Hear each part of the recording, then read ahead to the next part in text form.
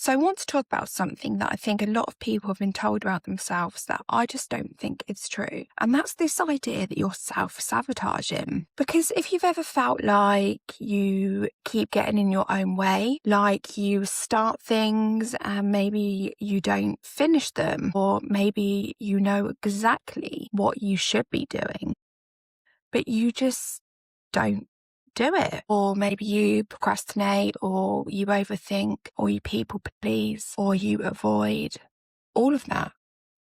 And maybe the narrative that you've been told is that you're the problem, that you lack maybe discipline, that you're maybe inconsistent, that you're somehow sabotaging your own life. And I don't believe that's what's happening. And just so you know who I am and who the F I am to tell you this, I'm Soph, and I'm a psycho-spiritual therapist and astrologer. And I created a method called protective belief system therapy.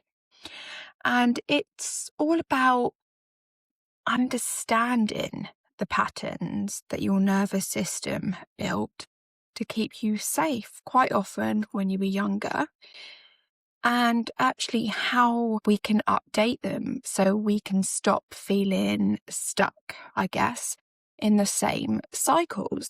So this isn't just me giving you my perspective. This is the work that I do in my clients every single day. And what I see over and over is that the behaviours and the patterns that people are judging themselves for actually make perfect sense when you understand the environment that they came from. So I don't think there's a part of you trying to ruin things for yourself. I think there's a part of you that's trying to protect you, and it's just doing it in a way that's no longer working for the life that you're in. Because when you actually look at how the brain and the nervous system work, they don't do it randomly. They don't just pick behaviours for us for absolutely no reason. Everything is learned. Everything is patterned, and everything is based on what has felt safe or unsafe for you at different points in your life. So when you're not showing up, when you're holding yourself back, maybe when you're avoiding things, or when you're shrinking yourself down, making yourself smaller, when you're keeping yourself from actually going for the things that you really want, when you're saying yes when you actually mean no, none of that is actually happening because you're broken. It's happening because at some point that was the safest option available to you.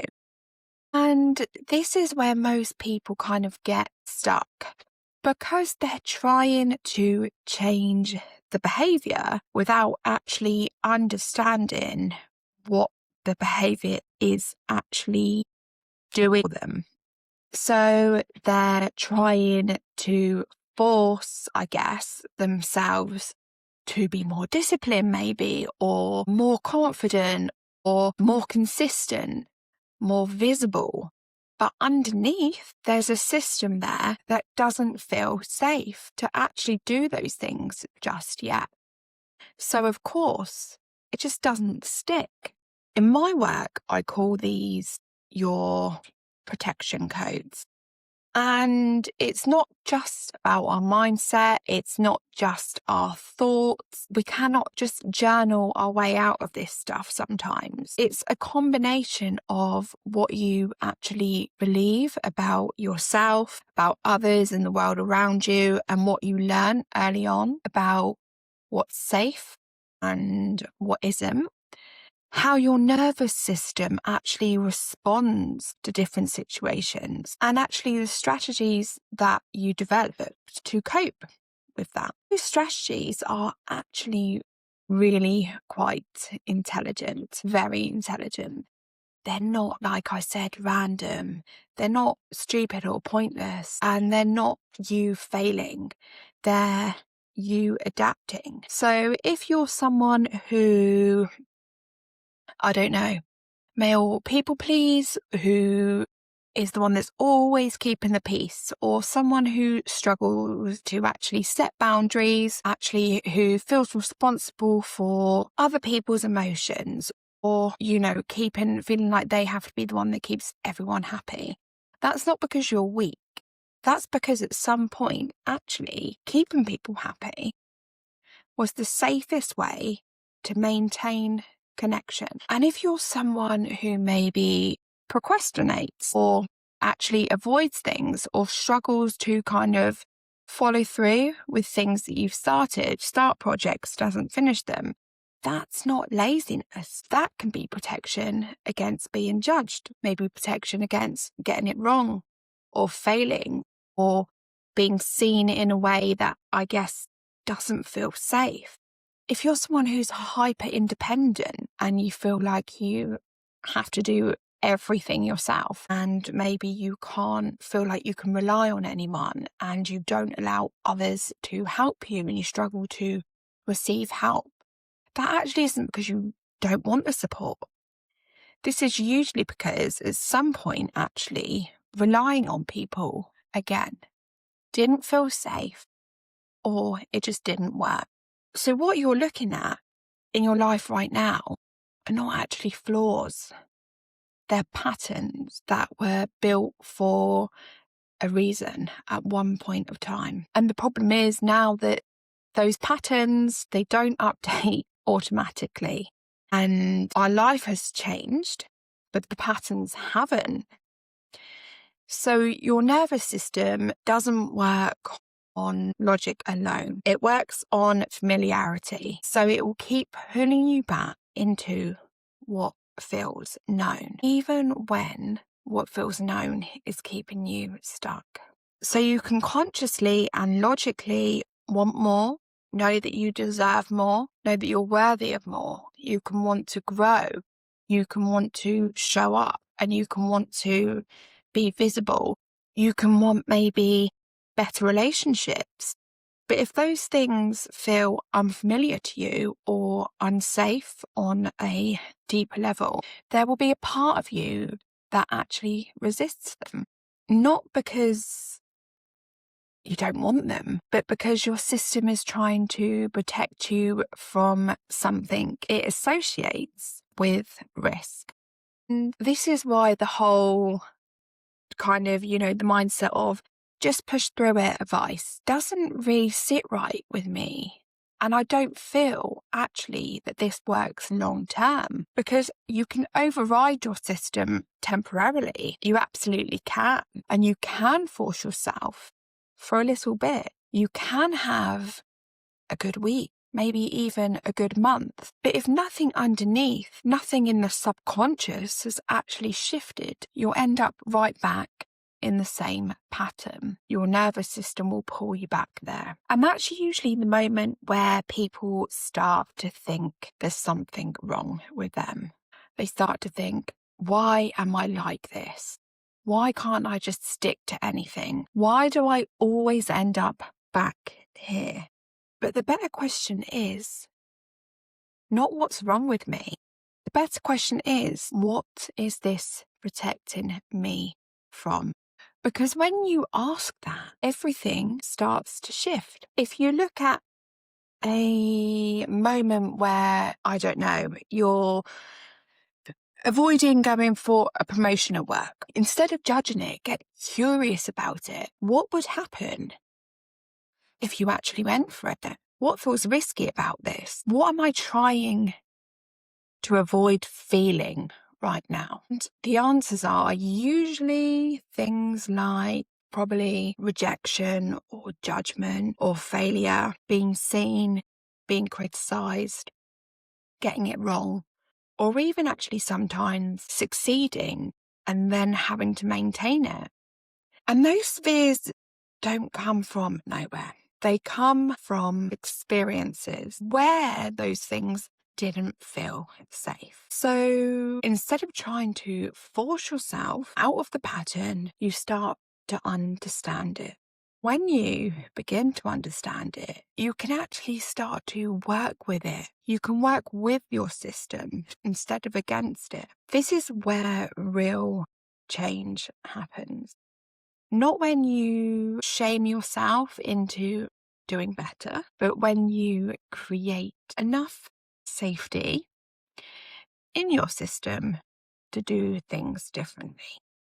Because actually, you don't need more discipline. You don't need to do more.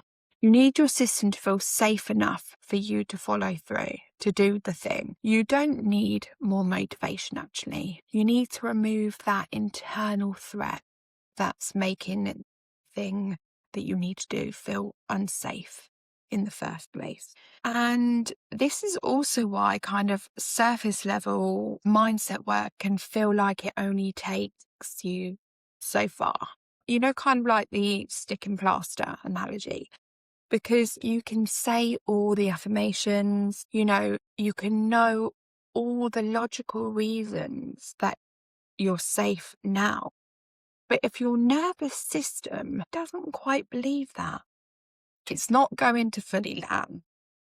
So then the work becomes less about forcing change and more about understanding the pattern and finding where it came from and actually updating it. And that doesn't mean going back and reliving everything or talking over and over again about your childhood or, it being really dramatic. It actually means identifying the belief, the response, the pattern, and giving your system a new experience of safety, actually around the thing that it currently sees as a threat. So actually that's showing up, speaking up, being seen, setting those boundaries, following through, all of those things start to feel neutral instead of overwhelming. Because right now, for maybe a lot of people, those things don't feel neutral. They feel risky even. And if something feels like a risk, your system will avoid it. Actually, even if it's the exact thing that you consciously want more of. So if you take anything from this, I want you to hear this. You're not sabotaging yourself. You're protecting yourself in ways that made sense at one point. Those ways can be updated. You're not stuck like this. Someone who can't stick to stuff or can't change or can't get their stuff together.